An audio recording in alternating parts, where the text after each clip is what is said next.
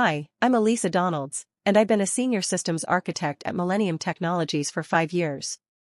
5 years of building their infrastructure from the ground up, debugging their nightmares, and keeping their servers running when everyone else went home. I thought that counted for something. I was wrong. Let me take you back to where this all started.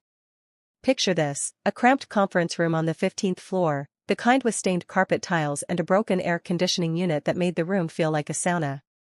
The walls were lined with whiteboards covered in half-erased diagrams from previous meetings, and the coffee-stained table wobbled every time someone leaned on it. Outside the windows, downtown traffic crawled through another gray February afternoon. It was 2:30 p.m. on a Tuesday, and I was sitting across from our CEO, Margaret Thornhill, watching her eyes light up as she announced the news that would change everything.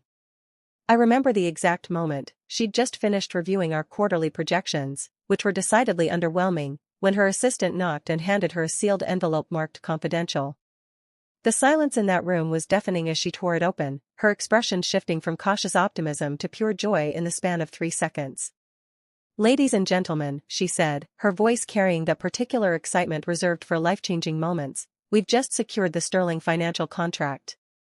$47 million over 3 years. The room erupted. People were high-fiving, someone actually hooped, and I found myself grinning despite the exhaustion that had been my constant companion for the past 6 months. This was it. This was the project that would put Millennium Technologies on the map, transform us from a mid-tier consulting firm into a major player. "Elisa," Margaret continued, pointing directly at me, "this wouldn't have happened without your preliminary architecture proposal. The client specifically mentioned how impressed they were with your security framework design." I felt that warm flush of recognition, the kind that makes all those 18-hour days worth it. Around the table, my colleagues nodded appreciatively. Carlos gave me a thumbs up. Helena mouthed congratulations from across the room. That was 3 weeks ago. 3 weeks that felt like a lifetime. 3 weeks during which I'd worked 16-hour days, survived on nothing but coffee and determination, and single-handedly redesigned our core security framework to meet Sterling's military-grade requirements. 3 weeks of believing that hard work and expertise still mattered in corporate America. I should have known better. I'd seen this pattern before, women in tech getting sidelined just as their projects reached critical mass. But somehow, I thought Millennium Technologies was different. I thought 8 years of pulling rabbits out of hats had earned me permanent job security. The warning signs were there, if I'd been paying attention. The sudden influx of external consultants. The hushed conversations that stopped when I walked into rooms. The way Hawthorne had started referring to our existing systems as technical debt in board presentations. But I was too focused on solving problems to notice the political chess game happening around me. Last month, our company landed the biggest contract in our history, a complete digital transformation for Sterling Financial. Months of preparation, countless late nights, and suddenly I'm sitting in a conference room listening to VP Richard Hawthorne announce the final project team. My name wasn't on it. "Elisa," he said, not even looking up from his tablet, "we're streamlining the handover process.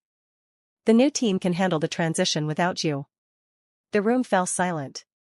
I felt every pair of eyes on me, some sympathetic, others relieved it wasn't them getting sidelined.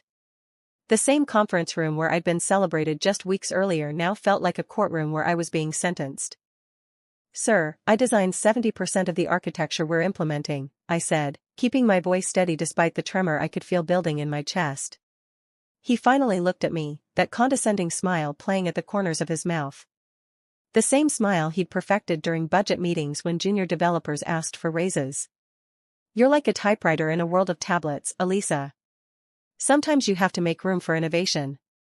The metaphor hit me like a physical blow. A typewriter. 8 years of cutting-edge development, reduced to obsolete machinery.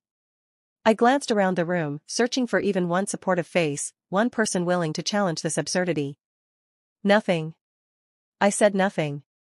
What could I say? 26 people in that room, and not one spoke up.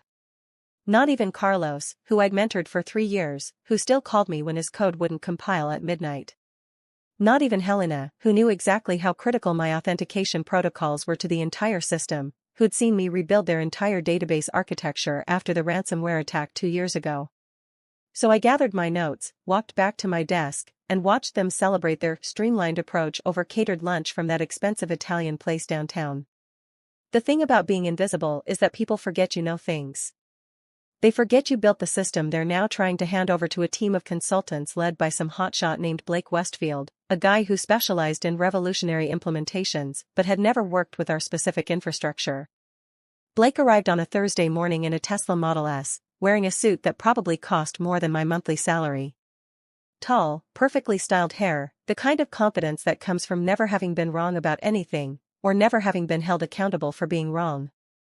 He set up shop in the corner office that had been empty since our last VP quit, and immediately called an alignment meeting.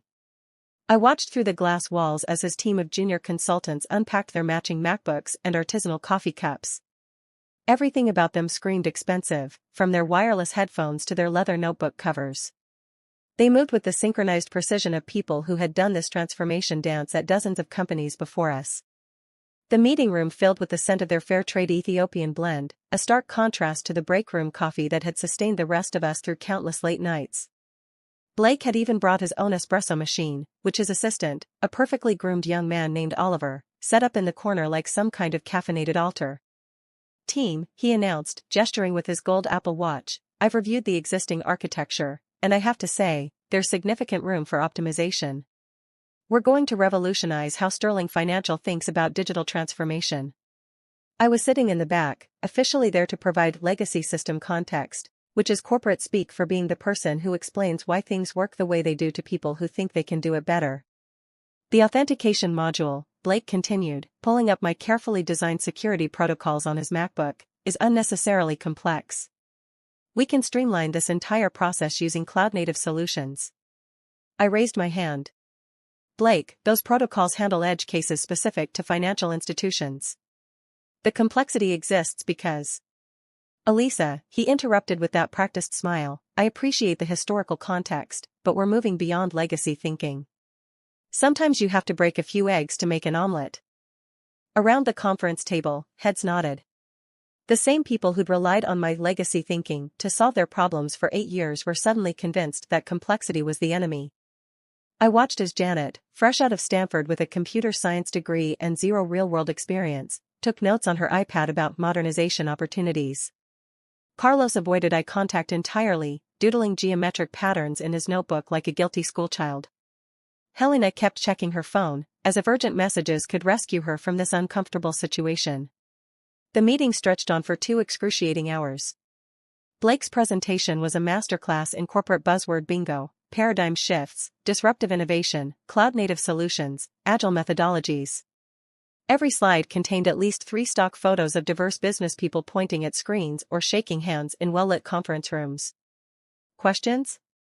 Blake asked finally, his smile so practiced it looked laminated. I raised my hand slowly. "You mentioned moving to microservices architecture. Have you reviewed Sterling's compliance requirements? Financial institutions have specific audit trails that..." "Great question, Elisa," he interrupted, though his eyes had already moved past me to scan the room. "That's exactly the kind of legacy thinking we need to move beyond. Modern compliance frameworks are much more flexible than traditional approaches." I felt my jaw clench. Legacy thinking. There it was again, that dismissive phrase that reduced 8 years of hard-won expertise to obsolete baggage. I spent the next 3 days in a strange limbo, officially transitioning my work to people who kept asking me to explain my own documentation. Every conversation felt like watching someone dismantle a watch with a sledgehammer, then ask why all the gears were scattered on the floor. The worst part wasn't the technical ignorance, it was the casual dismissal. When I tried to explain why certain protocols existed, I was met with glazed stares and impatient sighs. Blake's team had a standard response to every concern: "We'll handle that in the new architecture." "This error handling routine," said Janet, one of Blake's junior consultants, pointing at my screen with a manicured finger, "it seems like overkill. Do we really need all these failsafes? It's, like, super verbose."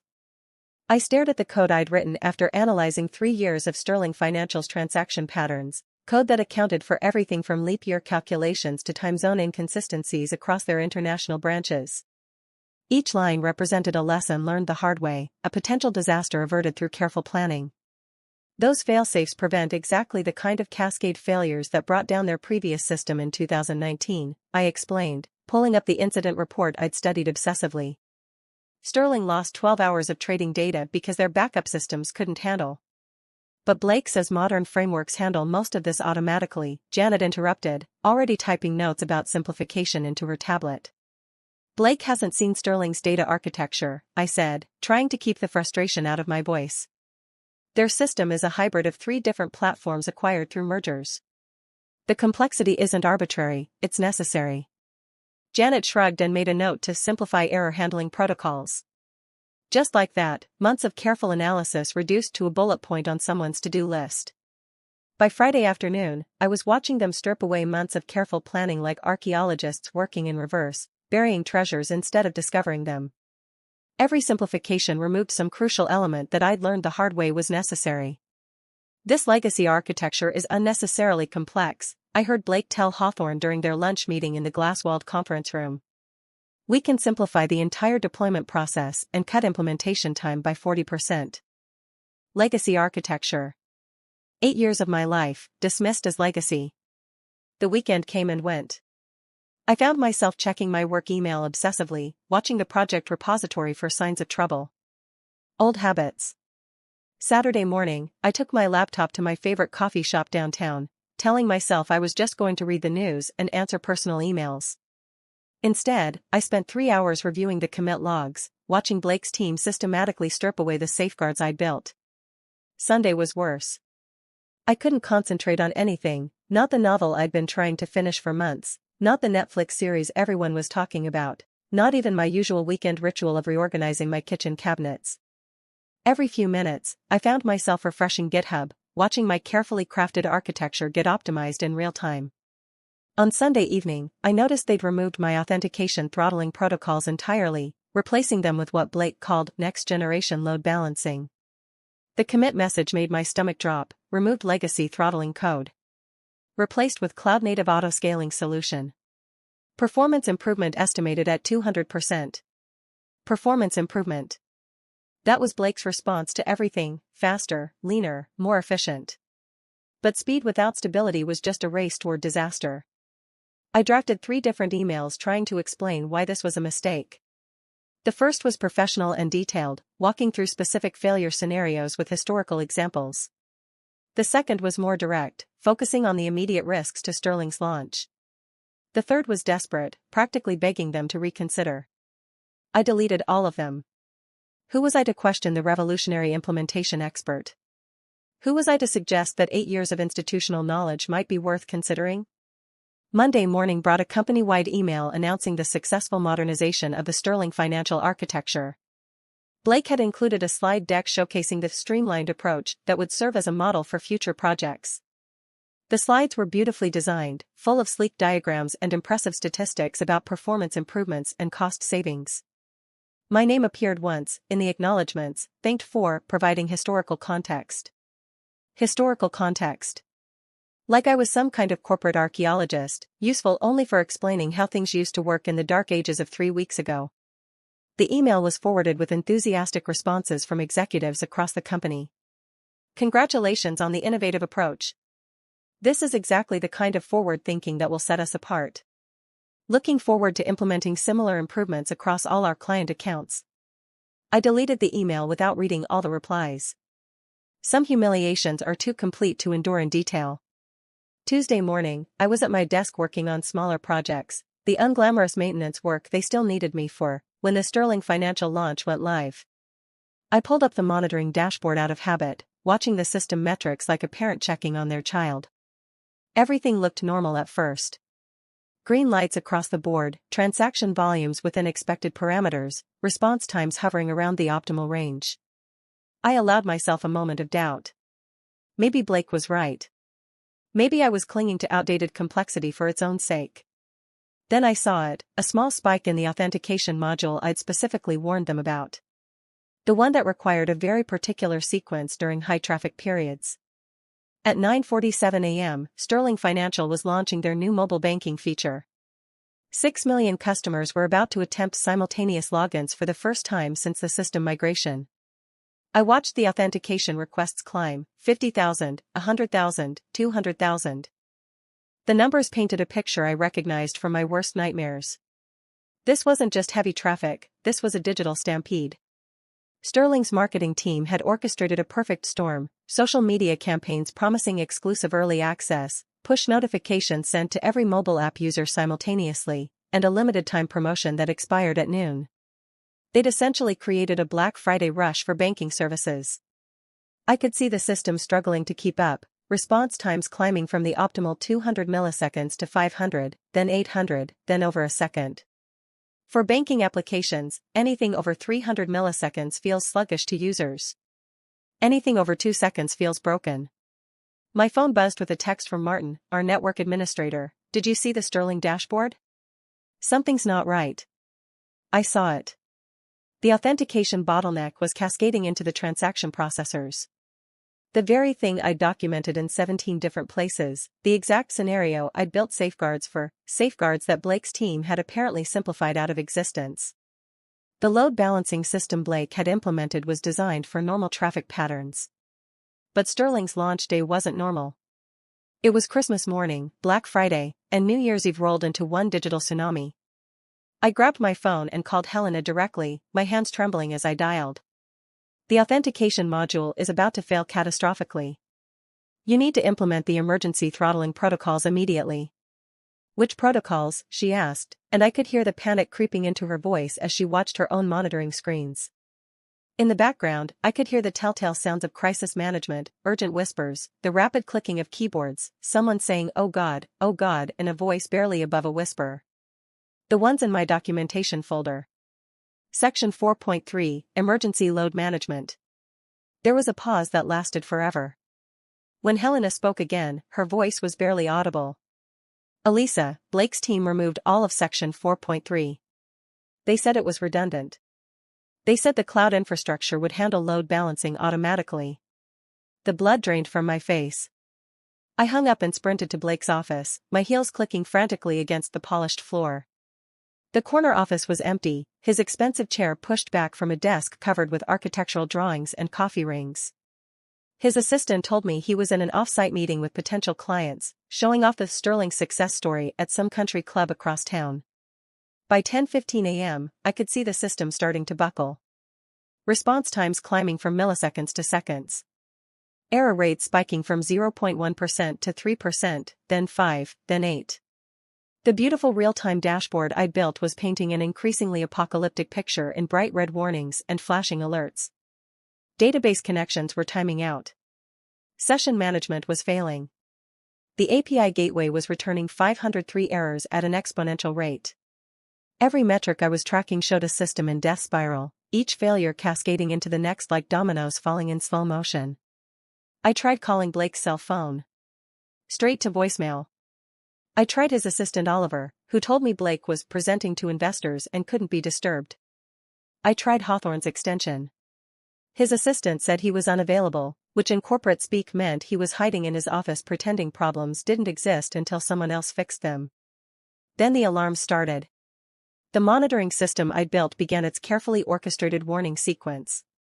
First, gentle chimes for minor anomalies, the kind that usually resolved themselves within minutes. Then more insistent beeps for concerning trends that required human intervention. Finally, at 10:28 a.m., the continuous wail that meant catastrophic failure was imminent. The sound cut through the office like a fire alarm. Conversation stopped mid-sentence. People looked up from their computers with the bewildered expressions of passengers who'd just felt their airplane hit turbulence. The newer employees had never heard this particular alarm before. We'd managed to avoid system-critical failures during their tenure. But I knew that sound intimately. I'd programmed it myself during the late nights of 2019, after Sterling's previous vendor had left them with a smoking crater where their banking system used to be.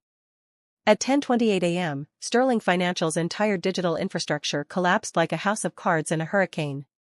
"Where is she? Where is Elisa?" Hawthorne's voice echoed across the entire floor as he burst through the elevator doors. His perfect hair was disheveled, his tie askew, and his face had gone from its usual pink to a dangerous shade of purple. Behind him trailed Margaret Thornhill, our CEO, looking like she'd aged 10 years in the past hour. He spotted me at my desk and charged over like a bull seeing red, with what felt like the entire office watching this corporate theater unfold. Why didn't you tell us this would happen? He screamed, loud enough for the entire office to hear. Why did the system crash on launch? I looked up at him calmly, my hands still folded in my lap, surrounded by 3 monitors showing the digital carnage in real time. I did tell you. I documented every potential failure point, including the exact sequence of events that just occurred. That's impossible. Blake reviewed all your documentation. Blake removed the authentication throttling protocols, I said quietly, gesturing to my screen where the error logs were painting a picture of systematic failure. I assume he found them unnecessarily complex. The color drained from Hawthorne's face. Around us, the office had gone dead silent. Even the air conditioning seemed to hold its breath. I could see Carlos and Helena watching from across the room, both looking stricken with guilt. Margaret stepped forward, her voice tight with barely controlled panic. Elisa, Sterling is threatening to terminate the entire contract. They have 6 million customers locked out of their accounts on the most important launch day in their company's history. Can you fix it? Hawthorne whispered. I glanced at my computer screen, where the error messages continued their relentless scroll like some digital apocalypse. The authentication failure had triggered a cascade through every system Blake's team had optimized. Transaction processing was down. Customer data access was locked. Even their basic website was struggling under the load of confused users trying to understand what had happened. The fix requires implementing the original protocols I designed. The ones your streamlined team removed. How long? I pulled up the architecture diagrams I'd been forced to archive, scanning through months of careful planning that Blake had dismissed in 3 days. For me? 20 minutes. For Blake's team? I shrugged. Assuming they can understand my legacy architecture, maybe 6 hours. If Sterling Financial is willing to wait. Hawthorne's jaw clenched. I could practically see the calculations running through his head: 6 million angry customers, potential lawsuit, company reputation, his own career hanging in the balance. Margaret was on her phone, pacing behind him, apparently getting screamed at by Sterling's CEO. Fix it, he said through gritted teeth. I'm not on the project team, I reminded him, surprised by how steady my voice sounded. You are now. I want it in writing. The entire office watched Hawthorne fumble for his phone, typing out what I assumed was the fastest email promotion in company history. My computer chimed with a new message, effective immediately. Elisa Donalds is reinstated as lead systems architect for the Sterling Financial project, with full authority to implement necessary solutions. I've never typed so fast in my life. My fingers flew across the keyboard, implementing the safeguards I'd built months ago, the ones that Blake had dismissed as obsolete. Protocol by protocol, failsafe by failsafe, I rebuilt the digital fortress I'd originally designed. First, the emergency authentication throttling, a system that would queue login requests during high-traffic periods instead of letting them overwhelm the servers. Then the cascade prevention protocols that would isolate failures instead of letting them spread. Finally, the load balancing algorithms I'd calibrated specifically for Sterling's unusual traffic patterns. Hawthorne stood behind my chair the entire time, sweating through his expensive shirt as he watched me work. Margaret paced between my desk and the conference room where she was apparently hosting a crisis call with Sterling's executive team. Every few minutes, someone would hurry over with updates. They're threatening to go public with this failure. The financial press is starting to pick up the story. Their stock price is dropping. The Sterling Financial system came back online at 11:47 a.m. Green lights cascaded across my monitoring dashboard like dominoes falling in reverse. Transaction processing resumed. Customer authentication stabilized. The error logs finally stopped their frantic scrolling, replaced by the steady heartbeat of a healthy system. Hawthorne actually slumped against my cubicle wall when the final status indicator turned green. Margaret ended her crisis call and walked over, her face showing the first signs of relief I'd seen all morning. Thank you, Hawthorne mumbled. I turned in my chair to face him, feeling 8 years of frustration crystallizing into this single moment. Richard, I want a formal apology to the entire team. I want my lead architect title back. And I want Blake's consulting contract terminated immediately. He nodded weakly. Done. And Richard? I stood up, meeting his eyes directly. Next time you want to replace a typewriter with a tablet, make sure the tablet actually knows how to type. Margaret stepped forward, extending her hand. Elisa, I owe you an apology too. This should never have happened. No, I said, shaking her hand firmly, it shouldn't have. But it did happen, and now you know exactly what my legacy architecture is worth. Within an hour, Blake was escorted from the building. His revolutionary implementation had lasted exactly 3 days. His corner office was cleaned out before lunch, the expensive furniture removed along with his dreams of transforming our industry. The next morning, I found a new nameplate on my desk, Elisa Donalds, Chief Systems Architect. Not just lead architect, chief. Along with it came a formal letter from Margaret, CC'd to the entire company, acknowledging my critical role in saving the Sterling contract and announcing my promotion. But the real validation came from my colleagues. Carlos stopped by with coffee and a genuine apology. Helena brought me lunch and asked if I'd review her latest security protocols. Even people from other departments made a point of thanking me for saving the company. The Sterling financial launch, delayed by just 4 hours, went on to become one of the most successful digital transformations in the industry. The media coverage focused on the seamless implementation and robust architecture that had handled the unprecedented launch day traffic. Only we knew how close we'd come to disaster.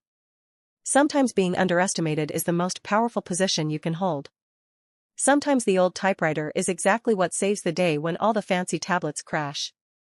And sometimes, just sometimes, being dismissed as legacy is the best compliment you can receive, because legacy means you built something that lasts, something that works, something that matters when everything else falls apart.